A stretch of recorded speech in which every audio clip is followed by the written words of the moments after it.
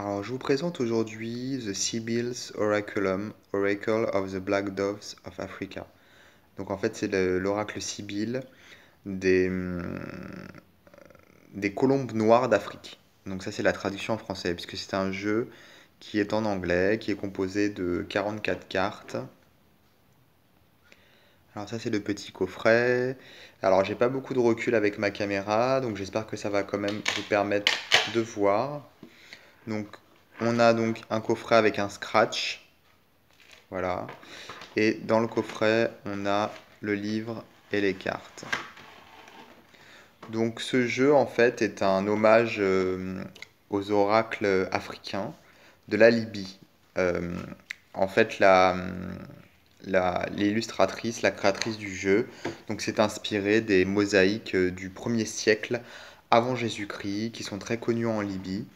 Et elle a repris l'histoire grecque, une histoire grecque qui dit en fait que il y aurait eu deux colombes noires qui se seraient envolées de Thèbes en Grèce et qui auraient été amenées créer un oracle en Libye et un oracle en Grèce, apporter donc les connaissances aux oracles en question.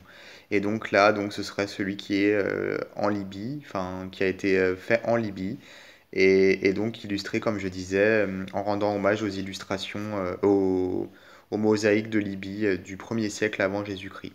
Donc ça, c'est le sommaire du livre. Donc on a un petit rappel historique, ensuite on a les symboles, les significations au niveau mythologique, les fondements éthiques, comment l'oracle fonctionne, structure de l'oracle, comment, voilà, il y a beaucoup de choses, beaucoup de choses dans ce livre. Et puis les significations des cartes, bien entendu, hein. Voilà.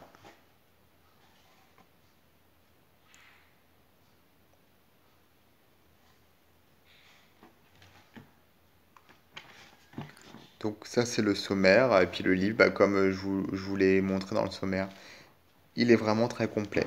Donc, en termes de signification des cartes, donc elles sont divisées en plusieurs catégories. Là, par exemple, on est dans une catégorie particulière. Donc, on a une présentation de la fameuse catégorie. Et ensuite, on a les cartes. Donc, on a des mots-clés. Des mots-clés, c'est surtout une explication, les symboles, en fait. C'est pas des mots-clés, pardon. C'est des pistes pour les symboles, pour la symbolique de la carte. Et ensuite, on a donc des associations, des correspondances mythologiques. Et ensuite des commentaires, c'est-à-dire voilà la créatrice du jeu qui donne des explications supplémentaires, des questions à considérer, à se poser en fait, pour avancer dans son cheminement. Donc ça c'est valable pour toutes les cartes. Donc c'est vraiment riche en termes de symbolisme, beaucoup de choses. En gros, l'illustratrice, la créatrice a expliqué pas mal de choses au niveau du symbole, au niveau de la correspondance mythologique, au niveau des questions qu'il faut se poser. Bon voilà, il y a beaucoup de choses. Alors il y a des reflets parce que les cartes, elles sont très brillantes. Donc on retrouve effectivement des sortes de mosaïques, comme le disait l'auteur. Et donc c'est en anglais ici. Donc alors, ce que je trouve un petit peu dommage, c'est que les cartes, elles sont un petit peu sombres. On a du mal à bien se rendre compte de ce qu'on regarde. Pour être honnête, il y a des fois où je sais même pas trop ce que j'ai sous les yeux. Bon là c'est plus simple, hein, parce qu'on voit que c'est une sorte d'arbre, un bouquet de fleurs, mais quelquefois c'est compliqué. Donc heureusement il y a le livre qui explique tout, mais sans le livre, des fois on est un petit peu perdu.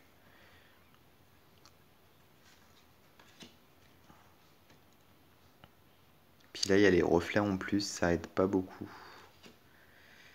Donc je penche un peu les cartes pour être moins gêné. Donc là, on voit un crocodile.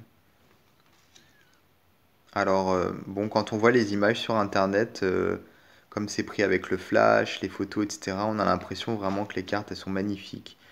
Mais elles sont assez ternes. Voilà, on a vraiment, comme je disais, du mal à... Bon, après, il y a l'effet vieilli, hein, là, on voit, on dirait que c'est abîmé, parce que effectivement, c'est des reproductions... Enfin, des reproductions, non. Des imitations de mosaïques d'époque, donc elle a rajouté des effets un peu... Voilà. Mais quand même... je trouve ça vraiment trop sombre, pas assez de contraste. Et puis en plus, les cartes sont très brillantes. Du coup, ça fait un contraste. C'est pas logique en fait vis-à-vis du. J'aurais plutôt mis un papier, un carton un peu plus mat pour bah, faire le style ancien.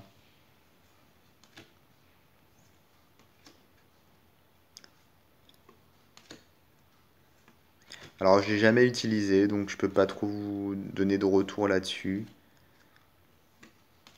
L'idée est bonne, je trouve, hein, c'est original et il y a de la recherche beaucoup.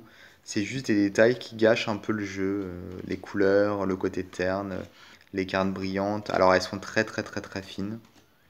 Je vais vous montrer après, mais bon, ça aussi, en termes de qualité de cartes, c'est pas top, hein. Voilà, elles sont très fines. Donc du coup, elles se plient complètement. Voilà.